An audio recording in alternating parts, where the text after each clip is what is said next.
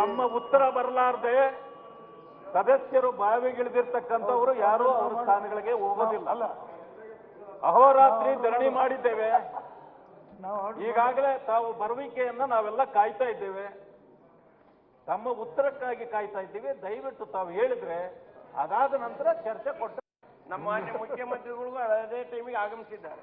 ಅವ್ರು ಚರ್ಚೆಗೆ ಹೆದರಿ ಓಡೋದೋ ಮುಖ್ಯಮಂತ್ರಿ ಅಲ್ಲ. ಚರ್ಚೆ ಮಾಡಲಿ ಅಂತ ಕೊಡ್ತಾರೆ. ಅವರು ನಮ್ಮ ನೆರವಿಗೆ ಬರ್ತಾರೆ ಮುಖ್ಯಮಂತ್ರಿಗಳು. ಚರ್ಚೆ ಆಗಲಿ ಅಂತ ನಿಮಗೂ ಅವರು ವಿನಂತಿ ಮಾಡ್ತಾರೆ. ಆ ವಿಶ್ವಾಸ ಇದೆ ನನಗೆ.